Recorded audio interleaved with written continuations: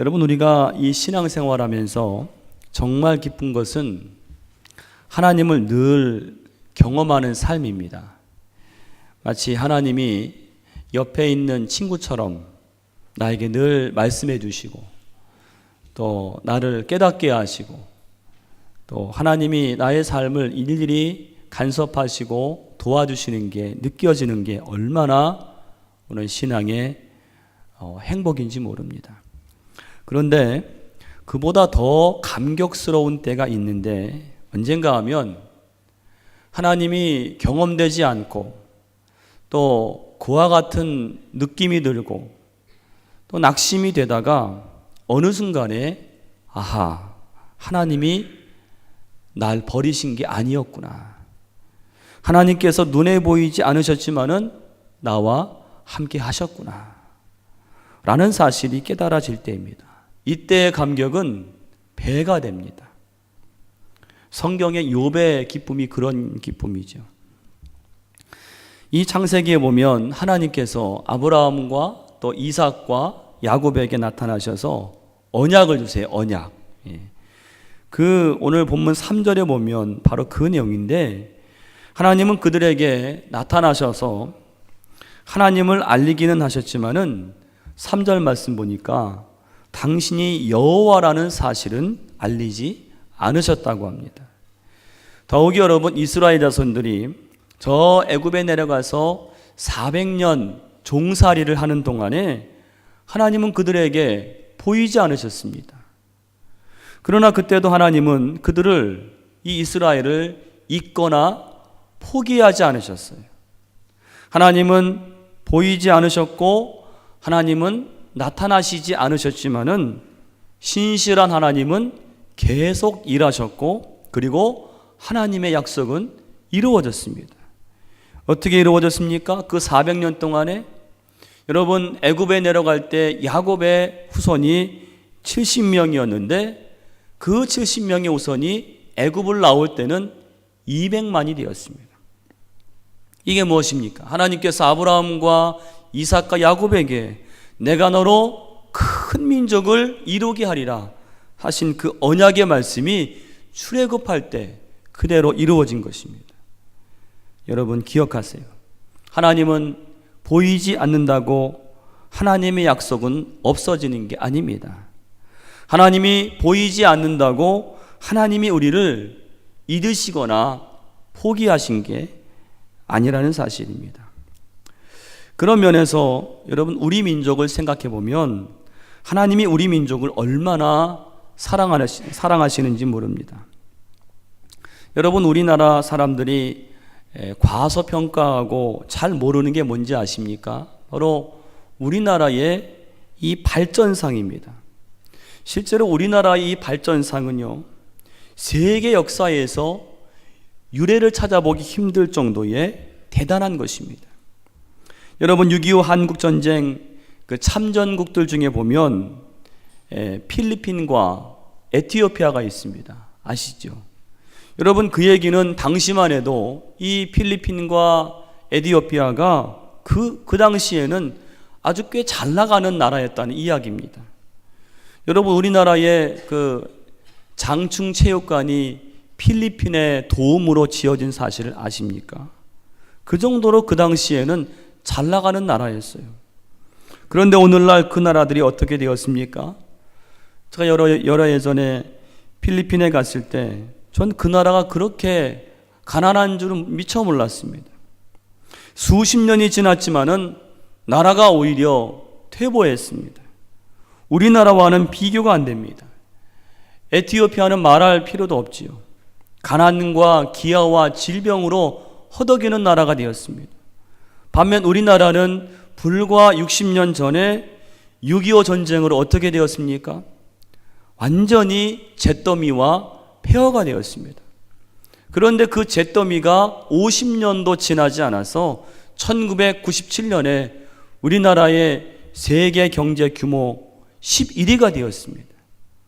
여러분, 이건 정말로 말도 안 되는 기적입니다. 우리가 나라가 큰 것도 아니고 자원이 많은 것도 아닙니다. 게다가 50년 전에 60년 전에 전국토가 잿더미가 된 나라입니다. 그래서 여러분 6.25에 참전했던 다른 나라 군인들이 아직도 우리나라를 기억하기를 그때의 그 잿더미가 된 아주 후진국으로 생각하다가 우리나라에서 올림픽을 개최하고 월드컵을 개최하고 우리나라의 그 발전상을 사진을 보고 그들이 알 때에 눈이 휘둥그레집니다. 어떻게 이럴 수가 있냐는 거예요. 이게 정말 60년 전에 전쟁으로 폐허가 된 그 나라가 맞냐는 이야기입니다. 그 정도로 우리나라가 발전한 것입니다. 더 흥미로운 사실은 우리나라는 여러분 경제 발전 외에 또 하나 세계에서 유례없는 부흥과 발전이 있는데 그게 뭔지 아십니까? 바로 교회의 부흥입니다. 기독교 역사에서 획을 긋는 그런 부흥입니다. 하나님이 우리 한국 교회에 그렇게 은혜를 주셨어요. 놀라운 사실은 우리나라의 경제 부흥과 교회 부흥이 그 시기가 정확히 일치합니다. 같은 시기에 그런 부흥이 이루어진 것입니다. 여러분, 이것은 우연의 일치가 아닙니다. 하나님이 우리나라를 사랑하신 증거입니다. 하나님은 우리 눈에 보이지 않으셨지만은 하나님이 우리나라를 사랑하시고 그리고 그 믿음을 보셔서 복을 주신 결과라는 것입니다. 그뿐만이 아닙니다. 우리나라 역사를 보면 여러 번 나라가 넘어갈 위기가 많았습니다. 일제강점기, 6.25 한국전쟁만 봐도 정말 위기였지요. 다 넘어가는 상황이었습니다. 다 끝나는 상황이었습니다. 그런데 그렇게 되지 않았어요. 그 위기들을 정말로 잘 넘겼습니다. 이때를 지난 분들 이야기가 말씀하신 이건 하나님의 도우신 것입니다. 여러분, 그래서 우리나라 애국가 가사에 하나님이 보호하사 우리나라 만세가 그냥 있는 것이 아닙니다. 하나님이 정말로 사랑하시고 보호하시는 나라가 우리나라인 것입니다. 오늘은 우리나라 역사에서 가장 중요한 사건인 이 3.1운동을 기념하는 3.1절 기념주일입니다. 이 주일을 맞이해서 우리 민족을 사랑하신 하나님이라는 제목으로 함께 은혜를 나누기를 원합니다. 첫 번째로 우리의 신음소리를 들으시는 하나님을 기억해야 합니다. 우리의 신음소리를 들으시는 하나님. 여러분, 이스라엘 역사뿐 아니라 세계 역사에서 가장 큰 사건 중에 하나가 무엇인가 하면 출애굽의 사건입니다. 엑소더스. 여러분, 이 출애굽은 인간의 상식으로는 이해가 안 되는 사건입니다. 왜냐하면 한 나라의 노예였던 그 민족이 그것도 200명이 아니라 200만 명의 사람들이 그 나라를 탈출했다는 것은 불가능한 사건입니다. 그것도 바다를 건너서. 어느 학교에서 선생님이 이 예수 믿는 아이들을 핀잔을 주면서 홍해의 기적을 거짓말이라고 이제 비판을 했습니다. 선생님이 그랬습니다. 얘들아, 생각을 해봐라. 어떻게 그 홍해 큰 바다가 갈라질 수 있겠냐? 그 홍해는 사실은 바다가 아니라 실제 바다가 아니라 갈대 바다를 말하는 거야. 그렇게 말하는 근거가 여러분, 홍해는 레드시인데 이 갈대는 리드, R-E-E-D라는 게 갈대입니다. 그래서 리드시였는데 거기에서 이자가 빠져서 레드시가 되었다는 거예요. 일리 있는 이야기죠. 다 아이들이 풀이 죽었습니다. 근데 학생 중에 한 아이가 기도하고 나서 뭔가 생각이 났어요. 뭐라고 질문했는가 하면, 선생님, 아니 이 무릎밖에 안 되는 이 갈대바다를 건넜다면 이 무릎밖에 안 되는 갈대바다에서 어떻게 애굽의 군사들은 다 죽었을까요? 그렇게 질문했다는 것입니다. 여러분, 이 출애굽은 하나님이 하신 일로밖에는 설명이 안 되는 사건입니다. 그렇다면 하나님의 무엇이 이 출애굽을 가능하게 했는가? 그것은 바로 하나님의 들으심과 기억하심이 이 홍해의 기적을 가능하게 했다는 거예요. 여러분, 우리 5절 말씀 보시면 하나님이 무엇을 들으시고 무엇을 기억하셨다고 하십니까? 우리 5절 말씀 같이 읽어보겠습니다. 이제 애굽 사람이 종으로 삼은 이스라엘 자손의 신음소리를 내가 듣고 나의 언약을 기억하노라. 아멘. 여러분, 출애굽이 어떻게 이루어졌습니까? 바로 하나님이 이스라엘의 신음소리를 들으시고 그 언약을 기억하셨기 때문에 이루어진 사건이 출애굽입니다. 여러분, 여기서 우리가 주목해야 할 교훈은 하나님은 우리 인간의 신음소리에 귀를 기울이시는 분인 줄로 믿습니다. 우리의 신음소리에 귀를 기울이세요. 창세기 21장에 보면 여러분, 사라의 여종인 하갈이 아들과 함께 그만 이 아브라함 집을 쫓겨납니다. 이유는 이 사라의 눈밖에 났어요. 이들이 쫓겨나서 하갈과 이 이스마엘이 광야를 헤매다가 그만 물이 떨어져서 이 아이가 탈진해서 죽어갑니다. 하갈이 자기 아이가 이 물이 없어 죽어가는 것을 보면서 괴로운 나머지 아이를 눕혀놓고 막 통곡을 합니다. 이제는 죽을 수밖에 없어요. 그런데 그때 하나님께서 그들에게 응답하셨어요. 창세기 21장 17절에 보니까 어떻게 나와 있는, 하나님이 그 어린아이의 소리를 들으셨으므로, 그 어린아이의 신음소리, 그 어머니의 통곡소리를 들으셨다는 것입니다. 여러분 보세요. 하갈과 이스마엘은 언약의 자손들도 아닙니다. 그런데 하나님께서는 그들의 신음소리를 외면하지 않으셨습니다. 긍휼히 여기셨어요. 하나님은 우리 인간의 고통하며 신음하는 소리에 귀를 기울이신다는 사실을 여러분 꼭 기억하시기를 간절히 바랍니다. 여러분, 3.1운동, 3.1 이 독립만세운동을 생각할 때 우리가 꼭 알아야 할 사실은 이 3.1운동으로 무언가를 이룬 게 아닙니다. 사실은 무언가를 이루지 않았어요. 사실은 이 3.1운동은 굉장히 거국적인 사건이었죠. 96년 전에 1919년 3월 1일에 200만이 넘는 그런 당시 인구의 5분의 1에 해당하는 사람들이 참여했습니다. 그 많은 사람들이 거리로 뛰쳐나가서 나라의 독립과 자유를 찾겠다고 맨몸으로, 이 일본은 총칼을 앞세운 그 일본 경찰들이 있는데 그들에게 무저항으로 아무것도 가지지 않고 대한독립 만세를 외쳤습니다. 기록을 보니까 여러분 210개 도시에서 1500회의 집회를 가졌다고 합니다. 전국적인 운동이었습니다. 아주 거국적인 운동이었지만은 중요한 사실은 3.1 운동이 끝나고 우리나라가 바로 독립이 된 게 아닙니다. 우리나라의 독립은 3.1 운동이 일어나고 26년이나 지나서 이루어졌어요. 어떻게 보면 이 3.1 운동은 실패한 운동입니다. 3.1 운동으로 죽은 사람이 무려 7,500명이 죽었습니다. 16,000명이 다쳤습니다. 47,000명이 감옥에 들어갔습니다. 이 3.1 운동으로 일본의 그 탄압은 약해진 게 아닙니다. 더 강해지고 더 심해지고 아주 끔찍하고 무자비한 살상들이, 고문들이 이어졌습니다. 특히 교회들이 많은 박해를 받고 성도들이 죽임을 당했어요. 저 경기도 화성에 있는 제암리교회는 그 대표적인 교회인데 일본군이 사람들을 다 교회로 불렀습니다. 그 만세운동 때 탄압했던 것을 우리가 좀 사과하겠다고 사람을 불렀어요.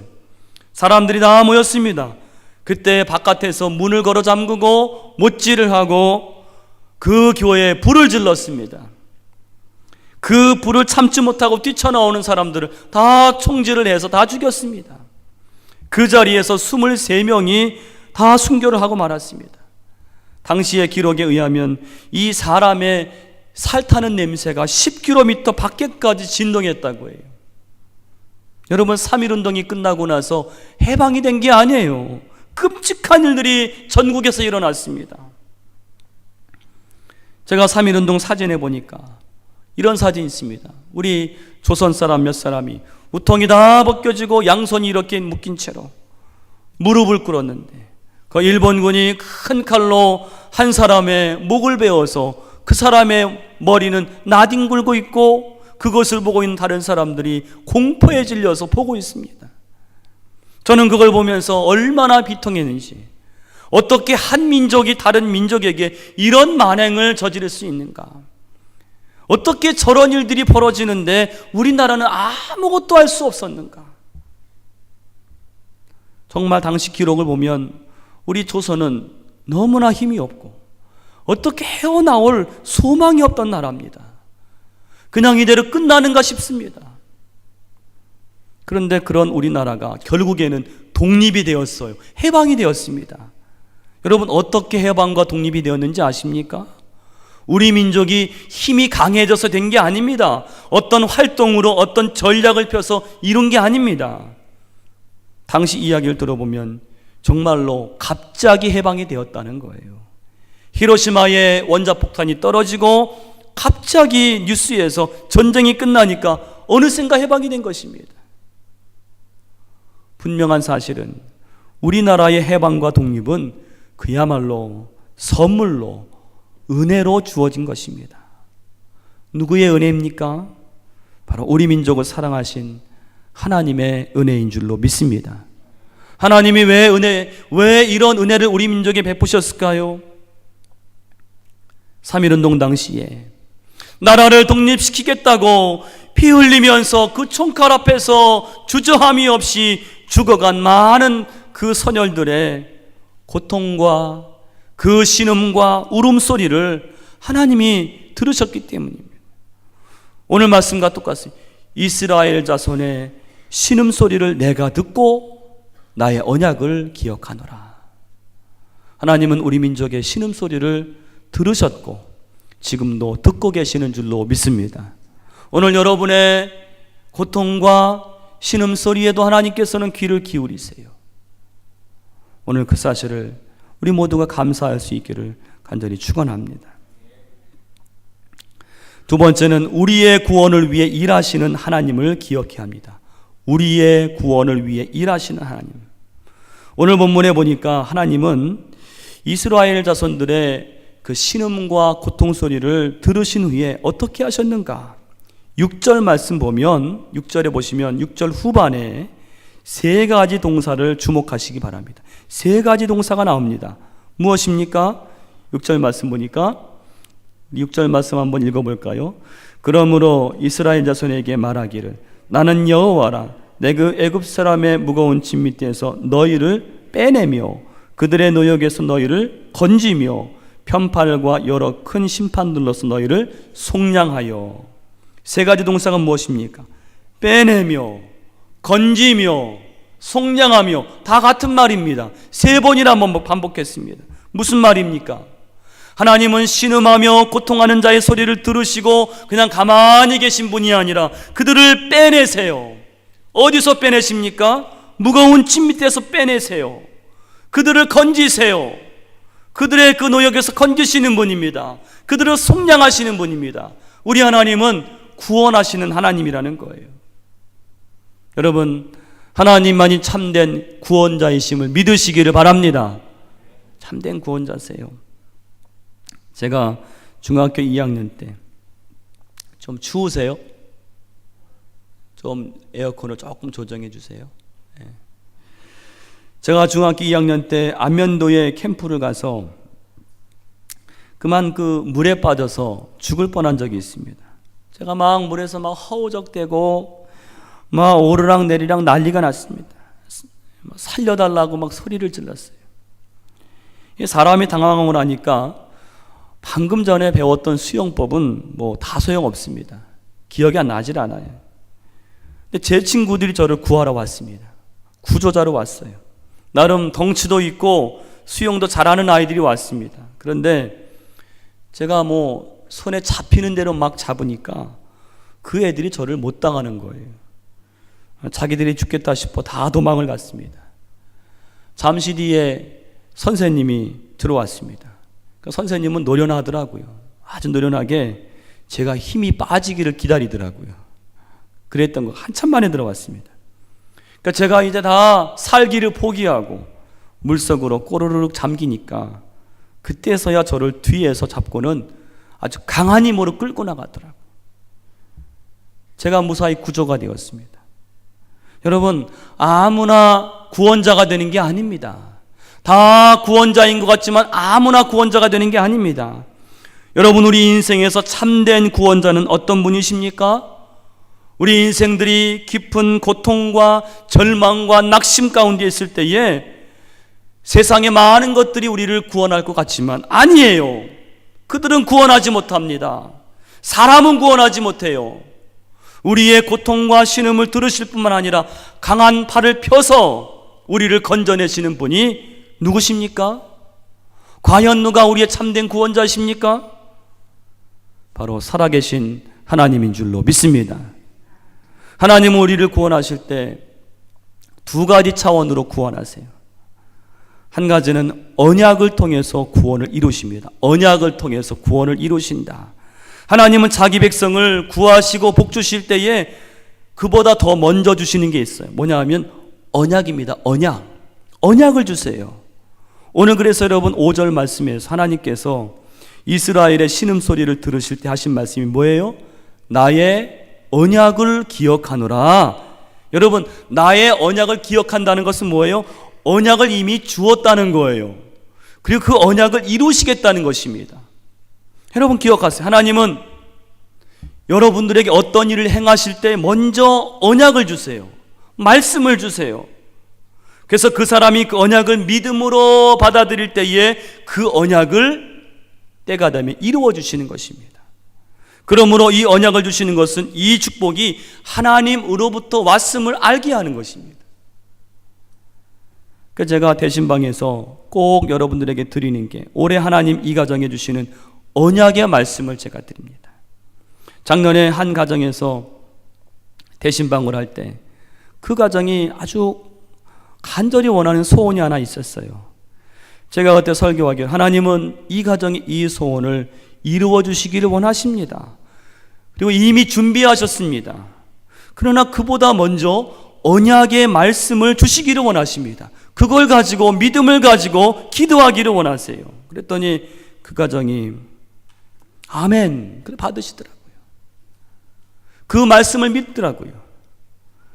여러분 그 다음날 그 소원이 응답이 되었어요. 병원에 갔더니 그 응답이 나왔습니다.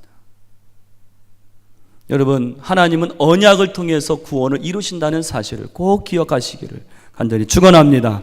오늘 여러분들에게도 나의 언약을 기억하노라, 이 놀라운 언약의 말씀을 주시기를 간절히 축원합니다. 두 번째로 하나님은 바로를 심판하심으로 구원을 이루세요. 바로를 심판하심으로. 여기에 바로는 이집트의 바로뿐만 아니라 영적인 바로를 의미하겠죠. 하나님 우리 성도를 구원하실 때 먼저는 죄와 사망을 가져다주는 원인을 제거하십니다. 여러분 죄와 사망의 원인이 되는 존재가 누굽니까? 누가 우리에게 죄와 사망을 갖다 주죠? 마귀입니다. 여러분 하나님이 눈에 보이지 않는 것처럼 마귀도 눈에 보이지 않아요. 그러나 분명히 존재합니다. 그러므로 여러분 성공적인 신앙생활은 이 마귀를 이기고 대적하는 것입니다. 여러분 마귀를 대적하고 승리하시기를 간절히 축원합니다. 다 이기셔야 돼요. 이 마귀를 대적하고 승리해야 우리의 신앙이 건강해지고 행복해집니다. 그런데 문제는 뭡니까? 우리 힘으로는 마귀를 이길 수가 없습니다. 어떻게 해야 합니까? 하나님이 해주셔야 돼요. 우리 힘으로는 안 됩니다. 그래서 우리는 하나님께 온전히 붙어 있는 거예요. 여러분 이 종이 자체로는 너무나 약하고 힘이 없지만은 이 종이가 이렇게 벽에 딱 달라붙어 있으면은 이 종이는 벽의 힘에 의해서 강한 존재가 되는 것입니다. 우리는 종이와 같은 존재입니다. 하나님은 이 벽과도 같은 존재입니다. 오늘 여러분 하나님과 함께 동행하시고 하나님과 붙어 있는 그런 존재들이 되시기를 간절히 축원합니다. 그런데 오늘 1절을 보니까 여러분 1절을 보면 오늘 6장 1절을 하나님이 이스라엘을 구원하실 때 가장 먼저 처리하신 대상이 누구죠? 바로 바로입니다. 바로. 거기 말씀은 이제 내가 바로에게 하는 일을 내가 보리라. 여러분, 바로에게 하나님이 행하신 일이 무엇인가 하면 6절 뒤에 보니까 뭐라고 나와요? 무엇으로 너희를 속량하여? 심판들로서. 심판. 바로 바로에게 심판을 행하시는 거예요. 바로를 심판하심으로 이 이스라엘을 구원하신 것입니다. 오늘 하나님께서 바로를 심판하심으로 이스라엘을 해방시키신 것처럼 우리 민족이 저 일제 아래에서 힘없이 매일 탄압을 당하니까 하나님께서 어떻게 하셨습니까? 그 당시에 바로인 이 일본을, 미국을 들어서 이 일본을 치신 것입니다. 오늘 저와 여러분의 삶 가운데 바로와 같은 문제가 있습니까? 바로와 같은 존재가 있습니까? 하나님이 그 바로를 우리 대신 대적하시고 승리하시고 이기신다는 사실을 여러분 믿음으로 바라보시기를 간절히 축원합니다. 마지막 세 번째는 우리를 가나안으로 인도하시는 하나님을 바라봐야 됩니다. 우리를 가나안으로 인도하시는 하나님. 여러분, 하나님께서 이스라엘 백성들을 애굽에서 구원하실 때는 목적이 있었어요. 그 목적이 무엇입니까? 그냥 구원한 게 아닙니다. 목적이 있었어요. 그 목적이 가나안입니다. 가나안에 들어가게 하시기 위해서 이스라엘을 애굽에서 건지신 거예요. 여러분 생각해 보세요. 만약에 하나님께서 이 이스라엘을 애굽에서 건져내신 그걸로 끝났다면 생각해 보세요. 그건 아무것도 아닙니다. 차라리 애굽을 나오지 않는 게 나아요. 오늘 우리의 신앙도 마찬가지입니다. 오늘 우리가 죄에서 구원을 받은 것은 이스라엘 백성들이 애굽을 나온 것과 똑같습니다. 그런데 우리가 이 죄에서 구원받은 것 그것으로 안주하면 안 된다는 거예요. 여러분, 내가 예수 믿고 구원받은 것으로 거기 안주하면 안 됩니다. 오늘 우리는 가나안을 향해 가야 합니다. 우리 신앙에 나아가야 할 가나안이 있어야 된다는 거예요. 이 가나안을 향해 오늘 우리가 이 광야 같은 삶을 한 걸음 한 걸음 저 가나안을 향해서 나아가야 합니다. 여러분, 한번 질문하겠습니다. 여러분의 지금 신앙은 광야를 지나고 있지만은 가나안을 향해서 한 걸음 한 걸음 나아가고 계십니까? 가나안을 향하고 계십니까? 가나안을 바라보고 있습니까? 여러분 앞에 가나안이 그려지십니까? 여러분, 영적인 가나안을 향해서 나아가는 여러분의 삶이 되시기를 간절히 축원합니다. 그게 신앙의 삶이요 성화의 삶입니다. 가나안이 없으면 안 돼요. 그 목적을 이룬 백성입니다. 여러분, 오늘 말씀 요컨대 하나님께서는 우리의 신음소리를 들으시고 언약을 기억하세요. 그리고 신음소리를 들으시고 오셔서 우리를 구원을 하십니다. 그런데 하나님께서 또 한 가지 분명히 약속하시는 게 있어요. 8절 말씀 같이 읽어보겠습니다. 8절입니다.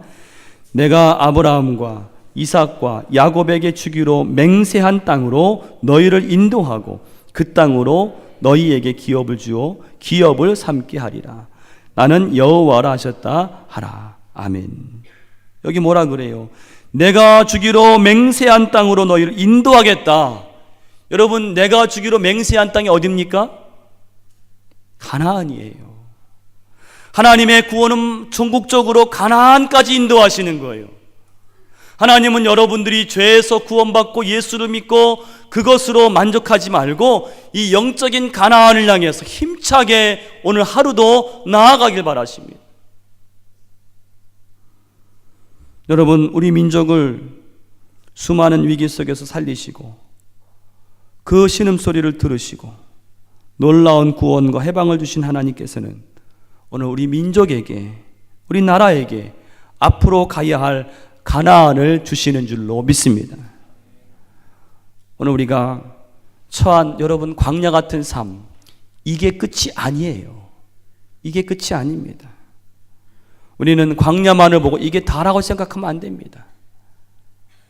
오늘 우리 민족도, 우리 교회도, 우리 개인도 이 광야만을 바라보지 말고 하나님께서 분명히 주리라 맹세하신 그 땅 가나안을 바라보면서 우리 교회가, 우리 가정이, 우리 민족이 앞으로 한 걸음 한 걸음 나아가는 성화의 삶을 살아가시기를 간절히 축원합니다. 기도하겠습니다. 하나님 감사합니다. 오늘 96년 전에 우리나라의 선열들이, 우리 조상들이 나라의 독립을 위해서 총칼 앞에서 피 흘리며 죽어가며 신음하는 소리를 들으시고 우리 민족에게 자비를 베푸셔서 구원을 행하시며 또 오늘 이렇게 우리가 그날을 기억하게 하신 은혜를 진심으로 감사를 드립니다. 하나님, 이제 우리에게 새로운 영적인 가나안을 향해 나아갈 수 있는 그 비전과 믿음을 주시옵시고 오늘 우리의 나라와 민족을 지키시고 우리 가정을 지키신 하나님 앞에 정말로 진정한 마음으로 감사할 수 있는 저희들 되게 하여 주시옵소서. 이 모든 것 감사하며 예수님의 이름으로 기도하옵나이다. 아멘.